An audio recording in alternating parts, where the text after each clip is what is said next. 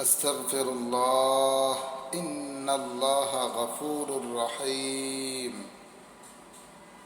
আপনি যত বড় বিপদেই পড়েন না কেন, যখন নাকি আপনি এই দোয়াটা পড়ে আল্লাহ পাকের কাছে বলবেন, হে আল্লাহ, আমি বিপদে পড়েছি, আপনি তো রহমান, আপনি রহিম, আপনি বাঁচানের মালিক, আপনি আমাকে বানাইছেন, আপনি বড় বানানেওয়ালা, আপনি বাঁচানোর মালিক, আপনি সারা আমাকে বাঁচানোর মতো কেউ নাই। আস্তাগফিরুল্লাহ, হে আল্লাহ, আমি আপনার কাছে পানাহ চাইতেছি আমার নিজের জন্য, নিজের ভুলের জন্য পানাহ চাইতেছি।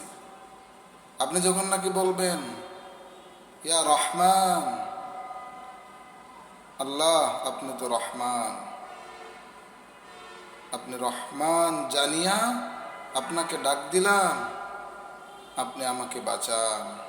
যত বিপদেই পড়েন না কেন, যত বড়ই বিপদ হোক না কেন, আল্লাহ পাকের কাছে যখন আপনি চাইবেন, ইয়া রহমান নামের উসিলা করিয়া আপনি আমাকে মাফ করে দেন, আপনি আমাকে এই বিপদ থেকে উদ্ধার করে দেন, দেখবেন আল্লাহ পাক রব্বুল আলামিন আপনাকে বিপদ থেকে রক্ষা করেছে।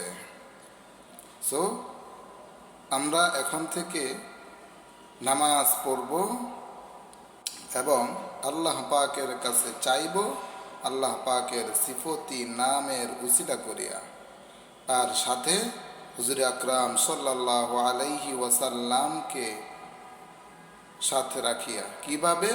দুরুদ ইব্রাহিমের মাধ্যমে দুরুদ শরীফ পড়ব। প্রথমে 3 বার দুরুদ শরীফ পড়ব, তারপরে আল্লাহ পাকের কাছে চাইব, চাওয়ার শেষে আবার দুরুদ শরীফ পড়ে আমিন বলে সিলমোহর মেরে দোয়া শেষ করব। আশা করি আল্লাহ তাআলা আপনার দোয়া কবুল করবেন, আপনাকে আপনার চাওয়া পাওয়া সব দান করবেন। আমিন।